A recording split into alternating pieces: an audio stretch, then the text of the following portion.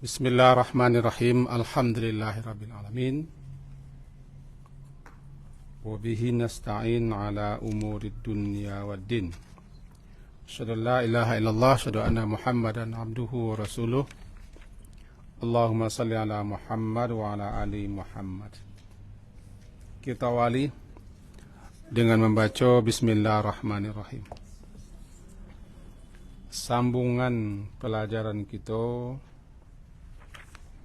hadis yang ke-50, masih bab sabar. Agak panjang hadisnya. Hadis ke-50.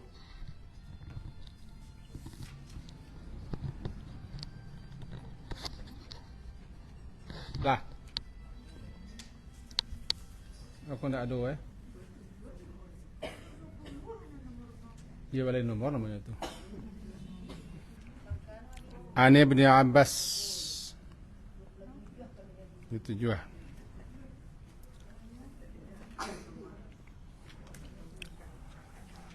Daripada Ibnu Abbas radhiyallahu anhuma, qala, dia berkata,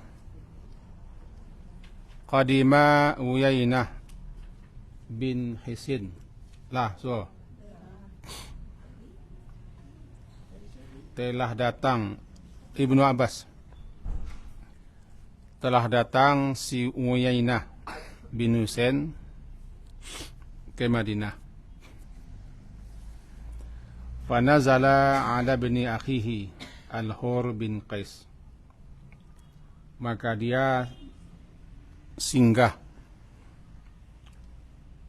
atau mampir ke rumah anak saudaranya yang namanya Al-Hur bin Qais. Wa kana, dan adalah si Al-Hur bin Qais minan nafar, termasuk kelompok atau golongan alladzina yudinihim Umar, kelompok atau golongan orang-orang yang mereka itu didekatkan kepada Umar sebagai khalifah. Wa kana al-qura, dan adalah qura, para ahli Quran, ashaba majlisi Umar. Mereka adalah orang-orang yang dijadikan sebagai bermajlis bersama Umar.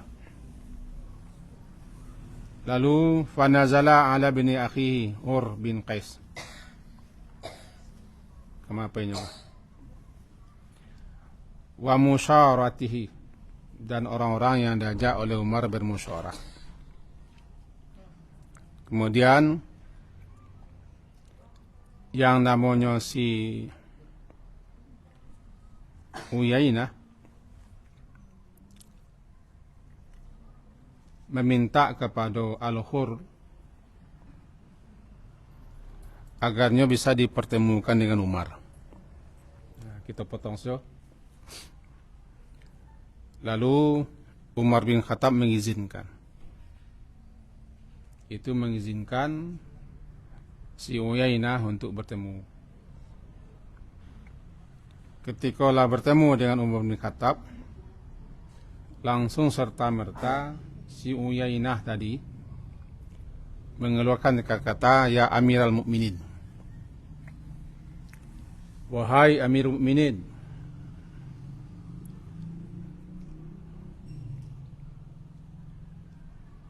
Amirul Mukminin kan gelar, nanti keterangan.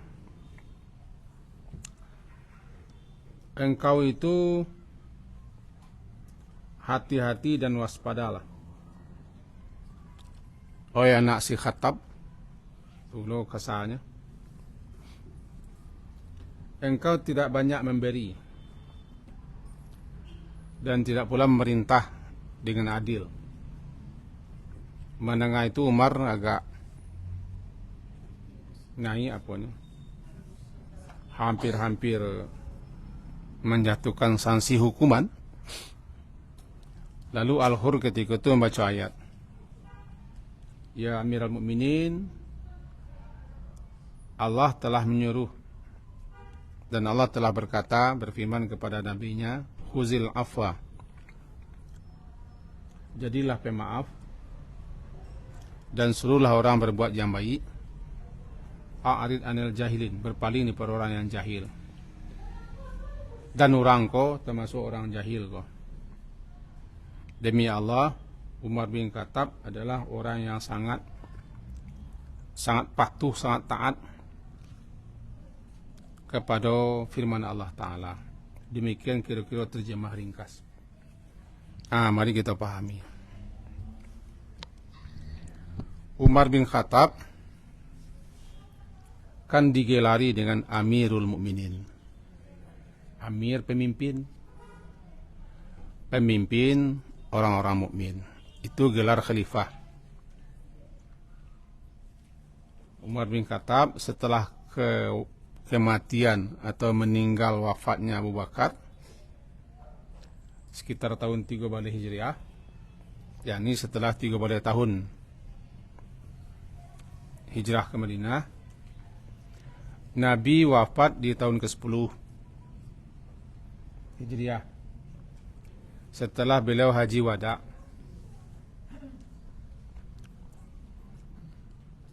Lalu di bulan Rabiul Awalnya beliau wafat. Kemudian Abu Bakar diangkat untuk menjadi pemimpin orang-orang mukmin. Namanya khalifah. Bukan menggantikan Nabi. Nabi tidak bisa digantikan. Sebagai pengganti Nabi dalam memimpin kaum muslimin. Beliau cuma 2 tahun lebih. Kemudian ditunjuklah Umar bin Khattab, diangkat. Di mana ketika itu Islam telah berkembang sampai ke Eropa. Di zaman Umar. Sampai ke Mesir, sampai ke Syam, sampai Yerusalem kini, Israel kini takluk di bawah Islam, jauh kekuasaan. Nah, satu kali ada seseorang namanya Uyainah bin Hisin. Uyainah ko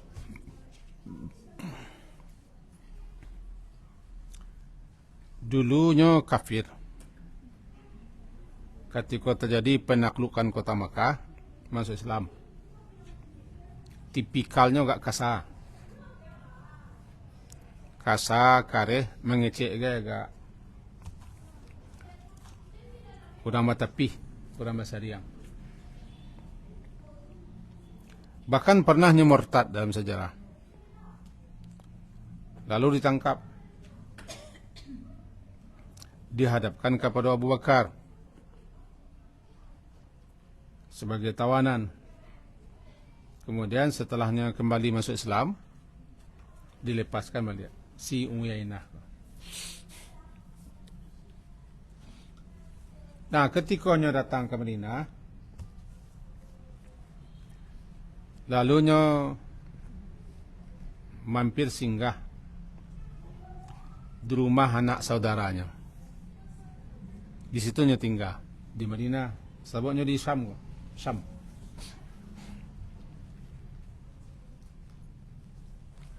Nama anak saudaranya kekenakan lah Al-Hur bin Qais. Lalu Uyainah meminta supaya Al-Hur yang kedudukannya mendaki dengan Umar. Sebab Al-Hur bin Qais ko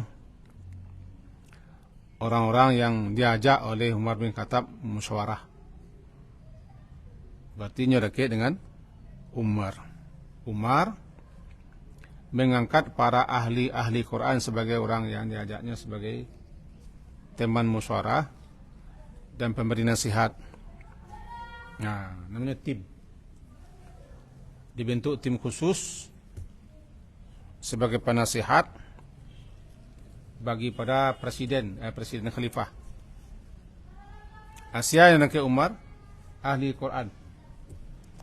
Orang-orang yang hafal Quran dan menguasai Al-Quran diangkat, ditunjuk itu sebagai majlisnya. Jadi kalau ada masalah-masalah, orang ko dikumpulan, minta pertimbangan, minta pendapat, minta bahan. Salah satu namanya Al-Hur bin Qais. Al-Hur ko kedatangan, datang tamu ko saudara bapaknya, nginap di tempatnya. Siapa tamu ko namanya Uyainah bin Hisid. Lalu keceknya kepada si Al-Hur, bahasa awaknya lah, engkau kan dakek ya Umar bin Khattab, dakek ya khalifah.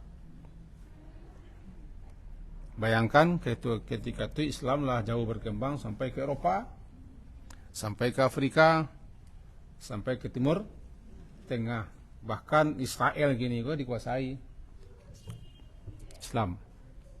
Luas kekuasaan Islam. Tentu Umar bin Khattab sebagai pemimpin luar biasa. Cuma tetaplah Umar bin Khattab sangat sederhana, takwa, adil dan jujur.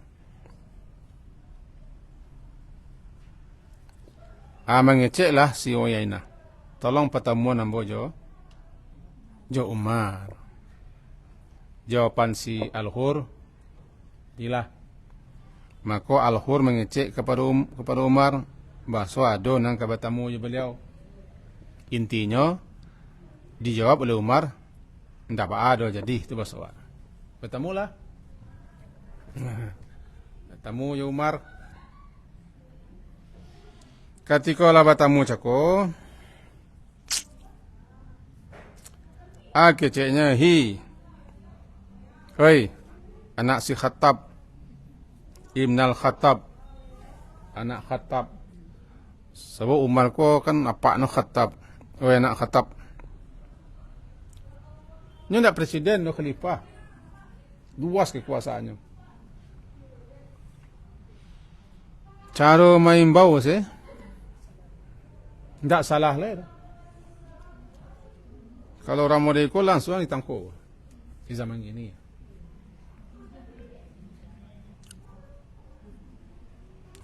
Fawallahi ma tu'tina al-jazl. Engkau sebagai pemimpin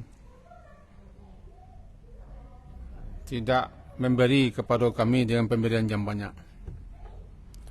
Wala tahkum fina bil adil. Engkau tidak menghukum dengan adil. Itu salah satu bentuk cerita. Faqadiba Umar marah. Sehingga bermaksudlah Umar untuk menangkap. Ya, bayanglah di muka kami tunjuk. Dia presiden lah kekuasaannya. Tentu Umar merah padam. Nah, ketika itu si Al-Hur bin Qais mengecekkan, ya Amirul Mukminin, wahai pemimpinnya orang-orang mukmin. Sesungguhnya Allah Ta'ala telah berfirman kepada nabinya, bunyi firmannya surah Al-A'raf. Surah Al-A'raf, surah ke-7 ayat 199 bunyinya, khuzil afwa, jadilah orang yang pemaaf satu. Pemaaf. Yang kedua, wa'mur bil 'urf, suruhlah orang baik. Yang ketiga, a'rid anil jahilin, berpaling, jangan pedulikan orang-orang yang bodoh. Kecek siapa? Kecek Al-Hur. Al-Hur kan masih muda baru. Umar adalah orang yang kalau ayat dibacanya tunduk. Enggak sekali dua kali, sering kali. Kalau dibacakan ayat kepada Umar, Umar ko taat, patuh mendengarkan. Di ayat yang dibacakan disimak oleh Umar. Nah, jadi kecil al-hur orang ko jahil ko Umar, jahilnya ko. Nah, orang jahil ko a'rid, berpaling sir pada orang jahil ko. Allah nyuruh maafkan. Allah nyuruh suruh nambaya. Allah nyuruh berpaling selah dari perbuatan ko. Nah, itu cerita ni. Tentang kisahnya. Lalu tentu ada faedah petunjuk dalam hadis ko yang bisa kita pelajari. Yang pertama, bahwa Umar bin Khattab selaku pemimpin kaum muslimin, beliau ko mangke para pejabat-pejabat dan orang-orang yang diajaknya sebagai tempat berundang, tempat beryoyo, para ahli Quran. Bukan hanya penghafal, ahli Quran. Yang jarang-jarang seperti itu pemimpin. Itu mangke para ahli Quran. Yang mengerti, yang menguasai Al-Quran. Jadi bukan penghafal saja loh. Kalau ahli Quran wak penghafal lah. Itu yang nangkit jadi Umar. Sebab Umar segala sesuatu ingin merujuk kepada Al-Quran. Maka orang-orang apa Quran dikumpulkan beliau. Itulah tampil beliau bayoyo, minta pendapat, minta saran dan memusyarah. Salah satunya Al-Hur bin Qais. Pelajaran kita,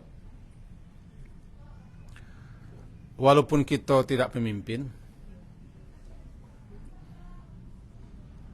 apalagi menjadi Amirul Mukminin atau calon RI 1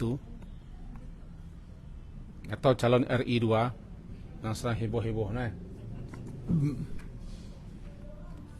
Tapi jadi pelajaran gitu. Hendaknya orang-orang yang kita ajak sebagai tim dalam mengurus umat, ajaklah para ahli agama. Nah, sumber ajaran agama kan Quran. Tentu orang yang menguasai Al-Quran, bukan orang yang hafal Quran, tidak.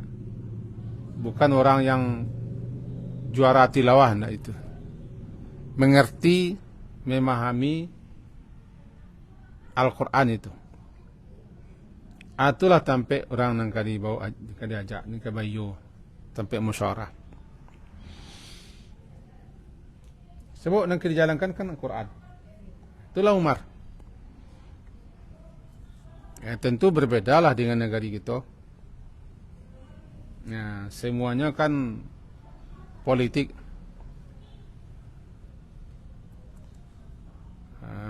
Tadi pagi setelah ngaji mau di Tanah Jua, karena bisik loh daripada beliau. Wah, hati-hati kok.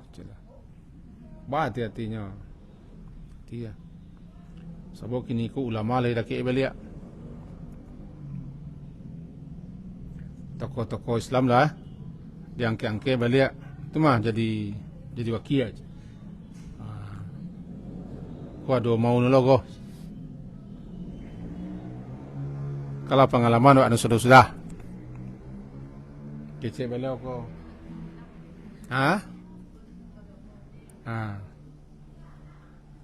Yang kita kajikan itu loh.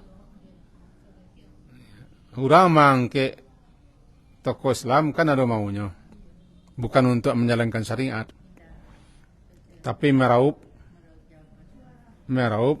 suara. Itu kecil beliau. Awak dak dunia siana itu.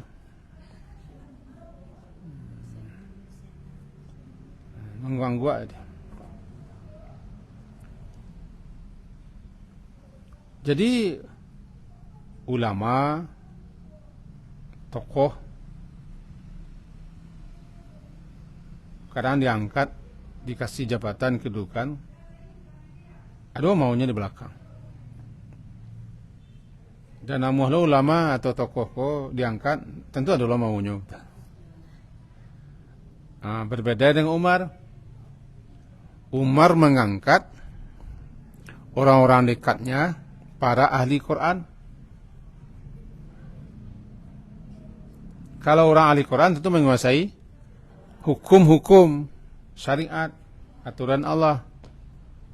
Orang kolah nanti yang akan mendampingi Umar, menjadi penasihat dan segala macam. Jadi berbeda dengan kasus di negara-negara, di negara-negara. Ingin luak terkait itu tapi terbilo-bilo nak. Para qurra, para ahli Quran yang menjadi kapulang sampai kapai sampai bertanya kapulang sampai apa itu. Coba nyonya tahu di hukum, tahu di syariat. Tahu di syariat, tahu di hukum. Dan itulah Umar bin Khattab. Memang dimuliakannya para ahli Quran. Sampai situ tetengko. Awak walaupun nak jadi orang nomor 1, tapi pelajaran berharga gitu. Daki mintalah pesan-pesan, nasihat-nasihat, saran-saran, anjuran-anjuran kepada ahli agama dalam segala hal. Kalau di negara iwa lah do namanya ada bahasa ini syarak bahasa ini kita bulah syarak mengato ada memakai, cuman masih perlu ditingkian lah, duduknya lah pas sangat. Adat basandi syarak basandi sandi itu ada sandi alih dasar tapak pondasi atau pendamen lah sandi.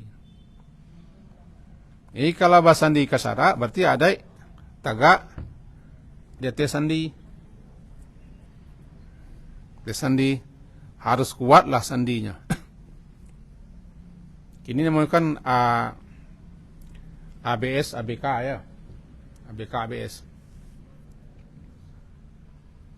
Nah, pelaksananya lah dalam kehidupan keseharian, adakah orang menjadikan syarak ko menjadi sampai tumpuan adat bahasa di syarak?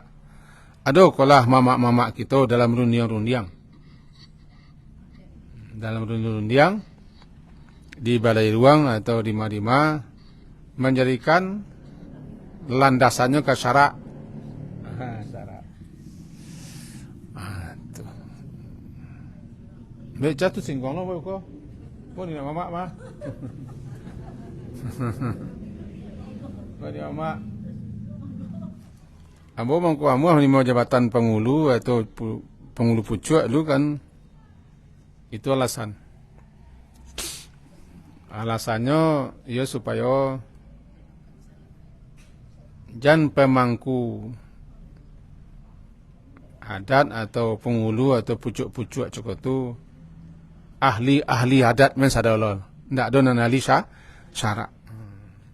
Dia wak bidang wak syarak kan setuju kita sehingga kok mengamanganya barundiang. Barundiang mau pakai aku ba munik syarak gua, ba munik kaji gua. Bantu nak kan? Kan itu harapan. Jalan kolah atau tidak itu urusan kami lo jalan tak jalan. Dan jalan dalam hal-hal tertentu lagi, marilah kita tanya kepada beliau ada sikuah tu lagi. Tapi walaupun tak selalu, paling tak lagi lah. Entah basa-basi, entah balai lah. Karena di Minang kok harus ada itu. Slogan itu harus dijalankan. Maka hendaknya adalah pengulu-pengulu ko yang ahli di syarak. Bukan hanya menyambah atau petatah petitih. Ada ahli syarak. Bukan pandai pidato, pandai ceramah, pandai mengaji. Tidak, syarak tu tahunya, hukum-hukum tahunya. Ahli syarak kan orang mengerti. Tidak ustaz-ustaz saja tu, tapi memang ahli syarak. Ahli syarak.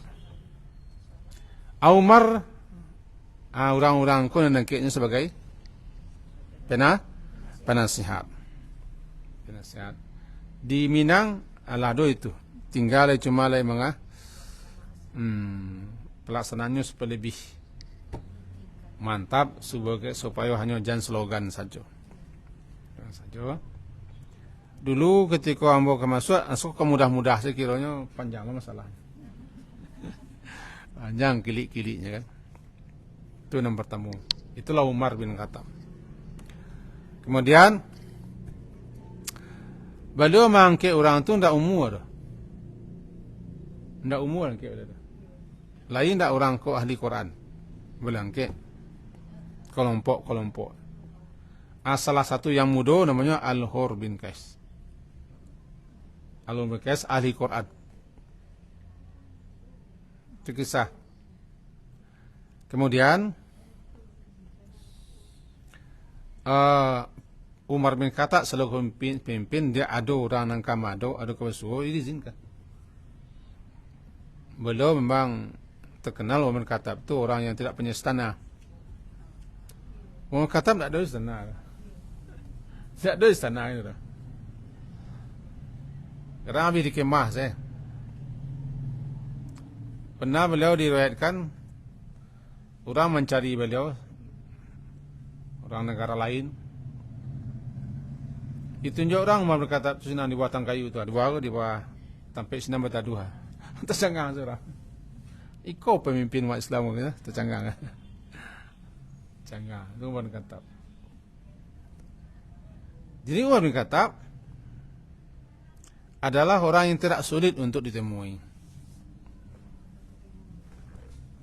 So, pemimpin umat, pemimpin rakyat, jangan dibuat pagar, halangan, rintangan untuk bisa bertemu ya rakyat.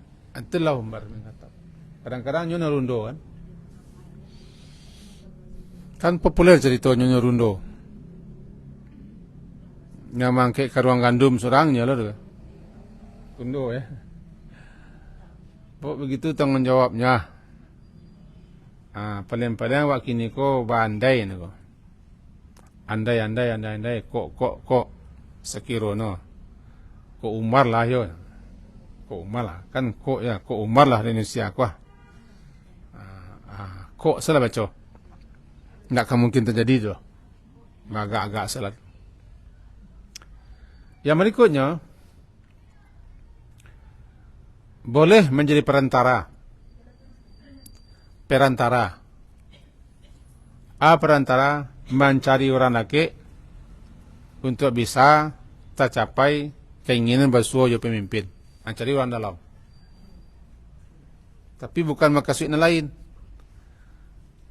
Makasudnya supaya bisa bertamu itu sih. Kalau di tempat lain kan bertamu ku ada ujungnya. Minta bantuan. Siapa perantaranya? Al-Hur bin Qais. Al-Hur bin Qais. Nang kabatamu Uyainah. Nang idakeknya siya? Kemenakannya Al-Hur. Ka Al-Hur. Kau nyamang ngecek. Nampak ingin bertemu ya khalifah. Al-Hur bersampai kepada khalifah, kepada Umar bin Khattab. Umar bin Khattab mengizinkan. Al-Hur nak tahu, kasihnya. Tujuan, apalagi Umar nak tahu. Tapi dia orang ke bertemu, ya di pertemuan. Di pertemuan, tiba-tiba bertemu langsung keluar kata Suwainah. Kisahnya dalam panggilannya ke Umar, ya benar Khattab, hoi. Kena si Khattab. Ikolah karena etikanya. Dan harus paham, orang-orang model ku ada. Jangan tak berakhlak, tak bersopan santun, tak badab, kecuali tak berterkerama.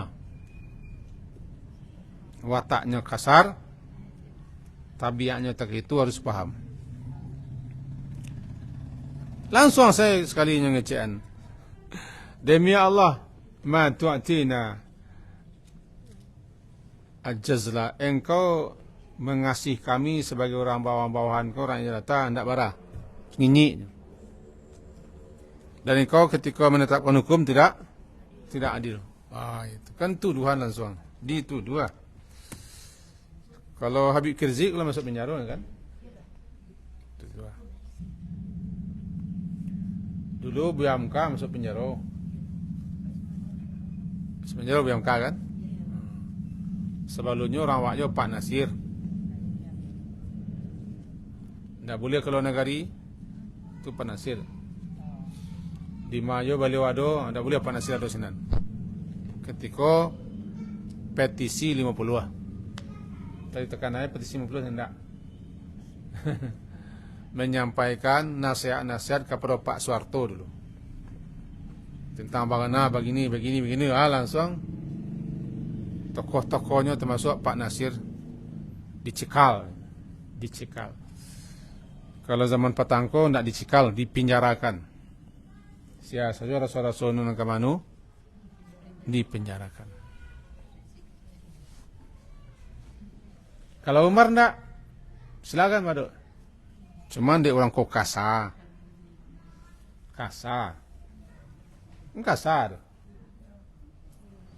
Lah diizinkan orang bersuara, atu langsung lo menuduh.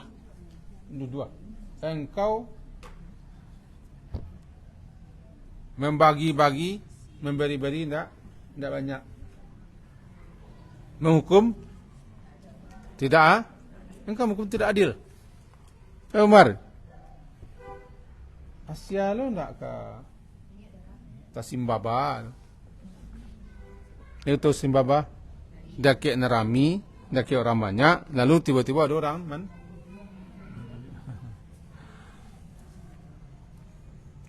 Kita bayang kira nak. Kalau awak selesai pejago. Ada lo yang tuduh aja. Itu dua saja. Bagaimana begini, habislah. Lalu Umar ghadibah. Umar marah. Pelajaran kita adalah pemimpin kau kan harus memimpin negara kau. Pokoknya pemimpin lah. Akan ada saja orang yang mode Uyainah bin Hisin. Ada saja orang yang tipikalnya begitu. Kasar, muncul tidak berbandrol, langsung tidak menyelidiki, tidak bertepi-tepi. Kemudian ingin langsung mengecek ke muka pemimpin. Sepanjang zaman ada. Bukan hanya pemimpin negara. Pokoknya pemimpin lah. Pemimpin lembaga, instansi, yayasan, organisasi, ikatan, himpunan, atau pengurus masjid lah. Ya, akan ada seorang dan anti, ada orang mencuki ya. Ambo dulu pernah menjadi pemimpin masjid tinggi kok. Lalu dibuatlah rekayasa untuk menjatuhan. Itu dia. Masih hidup orang tu kini. Masih hidup. Menudiang menunjuk. Difitnah lah. Kita harus paham akan ada orang nomor iko nanti impi, nanti singguang, nandangki, naniri. Kalau masa kini kan kritisi, tukang kritik. Di zaman kini namanya Rocky Gerung namanya. Rocky Gerung. Tapi iko bukan nasihat, bukan kritik yang membangun, iko menjatuhkan. Kalau membangun, menasihati, terima. Iko ndak, iko mengah menuding, memfonis. Tudingannya tiba bantuan pusat namanya bantuan ya. Engkau bagi bantuan macam-macam lah. Dia lah di kami kini itu loh. Labaralah mau janji bantuan. Ada urus segala macam urus. Tak tiba lah tu. Rusunawa namanya. Rencananya untuk 3.000 untuk 3.000 penghuni. Dibuat proposal. Enggak tiba-tiba. Itu kan. Bantuan tu enggak tiba. Banyak loh sekat-sekatnya. Enggak ada anggota di DPR yang kami licin kan, macam-macam. Biasalah, ke langit selalu ngadu lainnya.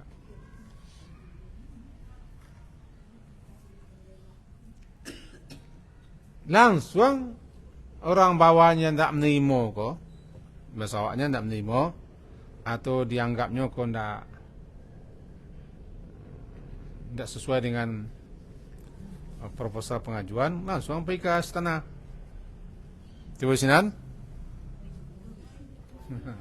tentu kok Umar termasuk orang yang tidak langsung naik pitam.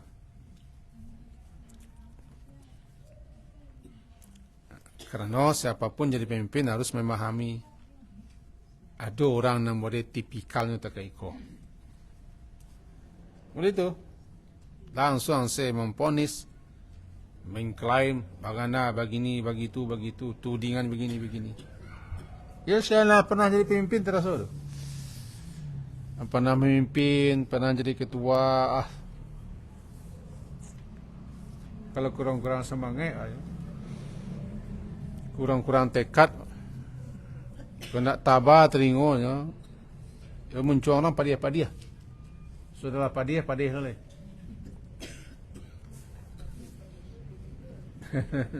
Biar dipecah mungkin. Padiah, ada yang licik, ada yang khianat, ada yang suku membalikkan keadaan kepada sebaliknya. Harus memimpin. Angkatlah penasihat nanti orang yang alim. Ketika itu tampillah al-hur. Ketika Umar nampak dia masih marah. Ini sama ya Amirul Mukminin. Wahai Amirul Mukminin, Allah Ta'ala telah berfirman kepada nabinya, bunyinya kuah, khuzil afa wa'mur bil urf wa'arid anil jahilin. Al-A'raf ayat 199. Jadilah pemaaf,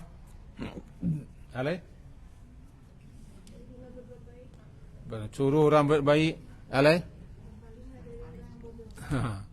jangan diapian orang yang bodoh, palinglah. Umar bin Khattab kalau dibacakan ayatnya berpengaruh. Itulah Umar bin Khattab. Reda marah beliau. Apalagi tambah, wahai Amirul Mukminin, orang ko jahilin ko. Arid. Apa paling daripada orang mereka. Langsung turunnya. Sepaning deh. Lagi terkena ketika Rasulullah wafat, siapa yang paling tidak bisa menerima? Umar. Begitu cintanya kepada Nabi kan, sehingga tidak percaya begitu cepat Nabi pai. Nabi pai itu kan hitung-hitung tahun Masehinya kan, tahun-tahun Masehinya kan 60 lah lebih. Hijriahnya 63. Tidak terbayang Umar Rasulullah kapai sampai itu, sehingga tidak yakin Nabi itu meninggal. Itu makanya di musajid Nabi nya Macam-macam orang siana mengecek Muhammad mati, penggal kepalanya. Cubalah berpisah dengan orang yang sangat kita cinta, sangat kita sayang, tokoh ko bu. Ada nan hilang luar biasa yang menyebabkan kita tidak percaya kadang-kadang. Sosok Rasul wafat, salamualaikum manga-manga bisa ke Rasul. Tidak terima Umar. Lalu diberitahu ke Abu Bakar. Abu Bakar ketika Rasulullah itu tergolek dan meninggal, Abu Bakar sedang rumah isteri beliau di ujung kota. Kepada beliau dia tahu bahawa Nabi lah meninggal. Tergopoh-gopoh Abu Bakar pergi ke tempat di mana Rasulullah wafat terbaring, yaitu ke kamar anak beliau Aisyah. Dicaliaknya Umar masih di musajid masih awas. Siapa mengecek-ngecek Muhammad meninggal, awas. Lewat Abu Bakar mencaliak sebentar tu langsung masuk bilik. Dicium oleh Abu Bakar Rasulullah Rasulullah harum.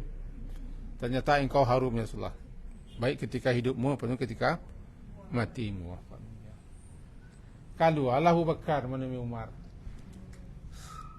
Siapa yang menyembah Allah, Allah hidup. Tapi siapa yang menyembah Muhammad mati.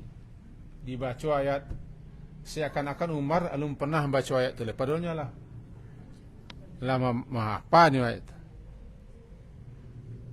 Seakan-akan barunya mendengar itu. Ayat itu yang membikinnya turun. Kan sudah Imran. Ketika masuk Islam kan ayat pengaruh. Batanya ukian kabari ke orang-orang. Lalu orang ngecek, siapa yang kau cari? Kau cari Muhammad. Pancuangnya tu. Ambil onar, ambil gaduh, ambil rusak negeri wak. Tunjukkan kalian, Muhammad tu. Siapa yang berani melawan orang bagak. Di tengah jalan, ketemu orang. Umar, kama aku, takai ko. Takai lagi, bangi-bangi ko. Kamu cari Muhammad. Wasuwo mo sah babaye. Abai utang. Gara jo macam-macam se. Kecil orang cukup tu ngecek. Sabalun engkau mencari Muhammad. Baiklah engkau ke rumah adik engkau dulu. Wah, adik engkau dah masuk ajaran Muhammad. Babelok sekali dalam kahno. Carinya adik perusi Fatimah namanya. Fatimah suaminya masuk Islam. Dari luar terangah ada orang baca. Tiba Umar dalam, langsung membentaknya. Ini kena baca. Dia andoknya dia adiknya sore. Sumandonya lari ke pintu bilik. Takui. Suami Fatimah tu lari ke pintu bilik. Berarti bawa kalau ikut pintu bilik mandok akan korden mengaku.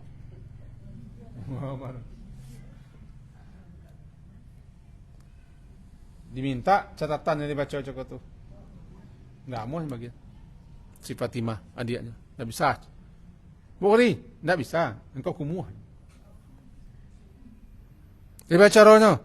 Baik basuh akhirnya. Basuh cetok lu. Kalau buluk tu enggak tahu lah buluk. Cuci bersihkan badanmu. Baru kembali. Itu lelahnya. Setelah bersih, diminta je kan. Dibacanya tu. Umar tu enggak, orang Umar tu saya tahu pandai bahasa Arab tu. Pasti bahasa Arabnya kan.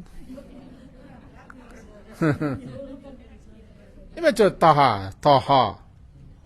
Ma anzalna alaikal Qur'ana litashqa. Sampai ke bawah. Tu membeknya luruh. Sesudah itu kan syahadat tunjuk kepada Imam Muhammad. Mengan kau tanya Muhammad kejadian. Umar kan sayang ke adik perusinya. Kamu ke masuk Islam. Mari tunjuk. Itulah Umar. Kalau kena ayat lumer. Awak kan ayat macam celangak. Kadang-kadang baca orang ayat lari awak keluar. Jadi orang ke mengaji, ya tak orang meja. Quran yang dikaji orang turun. Itulah kelebihan orang awak pada Umar. Jangan kaji-kaji dosa lu.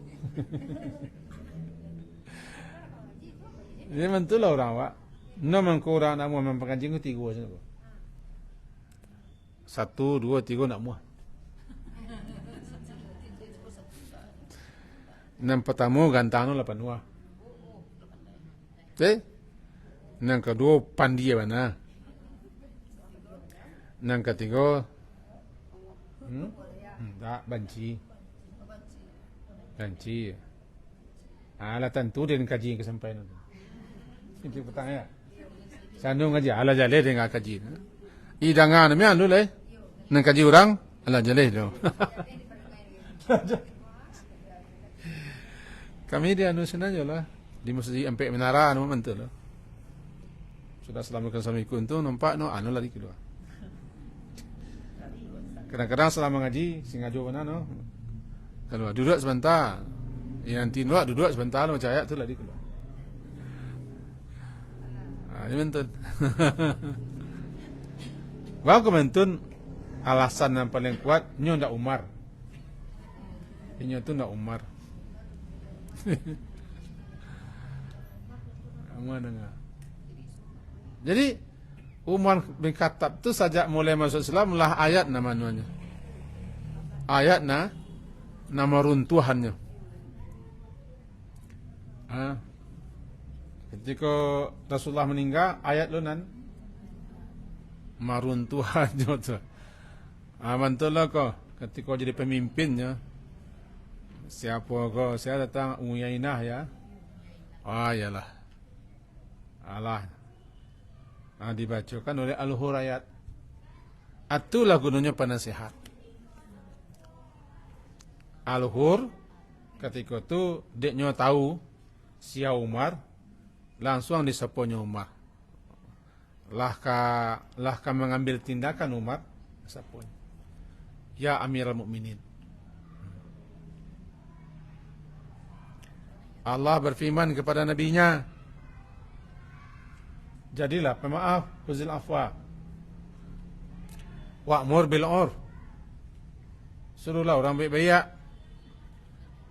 A'rid anil jahilin, berpalinglah daripada orang yang naniko orang ko aku bodoh wah. Umar tu langsung saya nulis. Cok kucia menampak lidi langsung turun. Jadi gunanya penasihat itu dinasihatinya wak. Paling tidak nasihati sabarlah. Pajai sampu punya peturut itu nasihat. Sabar melah wak. Orang aku peturut yang sakit ada nagot. Hanya ada sakit. Itu penasihat. Dan penasihat harus begitu.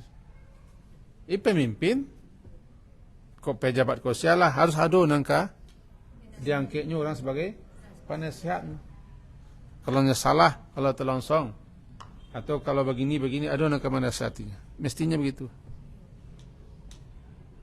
Itu yang dilakukan oleh Umar bin Khattab. Diangkatnya orang sebagai penasihat.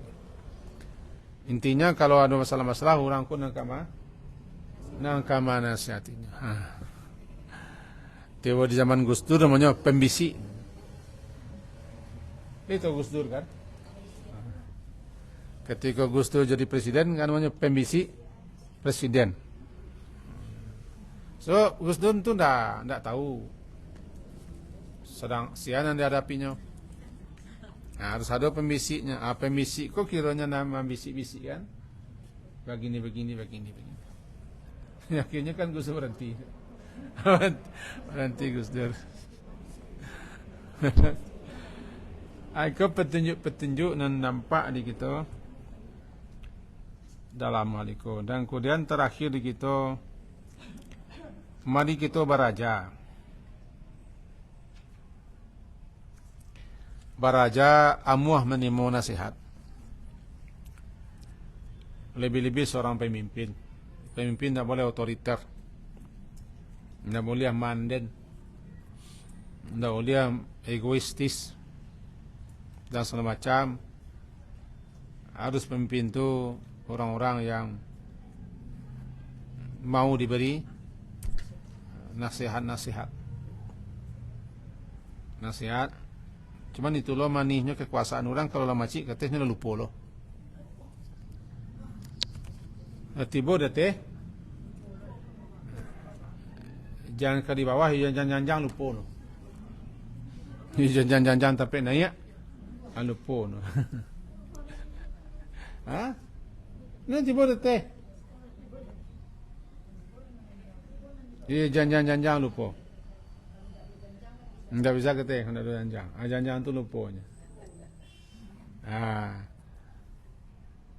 Itu loh masalahnya sebagian orang. Maka Ambo sendiri pernah mengusulkan kepada beberapa orang. Bahasa adalah nano tim penasihat. Karena kita ko ndak lurus tarus itu. Kita ko ada salah, ada emosi. Adalah nano tim penasihat. Nah sekarang di orang tu penasihat. Penasihat. Tapi kadang-kadang penasihat ku nak pakai orang loh. Ambo saya berbuat tempat penjangkit jadi penasihat. Tak ada ni jalan surang salah. Jalan surang sudah malu situ. Kalau penasihat, yang kira penasihat. Tentu penasihat nak kan kapai tempat bertanya, kepulang tempat beritahu. Nah, minta sifat namanya, minta sifat kok mangko kami baru kok kendala kini kan begitu nak ada no lalu sen. Ya awak perhentiannya di perhentian lo menjadi pengisi acara. Oi, kesantian orang. Mintulah. Dah selesai ke juga. Alah, tinggal pulang selesai.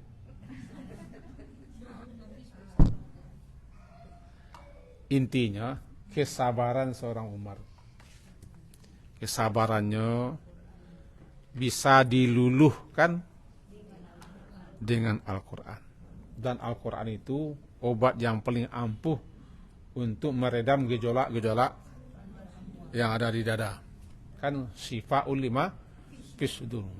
Bacakan ayat, apalagi orangku kenal ayat capek turun. Jadi acok-acok menasihati orang dengan Quran. Tapi jangan cubul-cubul tengah rami menasihati orang. Tak semua orang Umar dah. Kalau Umar nak bujang menasihatinya, orang bodoh ke Umar. Allah nyuruh untuk memaafkan, menyuruh baik ma'ruf, paling pada mungkar, berpaling orang daripada orang yang jahil, orang bodoh. Nama nasihati nak mudah diterima nasihat itu. Itu Umar. Kambo yang cuba lah. Tagak ngaji di bawah, menunjuk kau. Start mengecek sana pandai. Jalan. Bang ke jalan. Oh. Tabi taburan sang kau dah. Tunjuk muncul. Ayat itu menjadi syifa ulima. Kan? Sekian kaji kita, semoga berbeda dan bermanfaat. Diakhiri dengan subhanakallah wa bihamdika asyhadu an la ilaha illa anta astaghfiruka wa atubu ilaik. Wassallallahu ala Muhammadin wa ala alihi sahbihi ajma'in. Alhamdulillah. Assalamualaikum warahmatullahi wabarakatuh.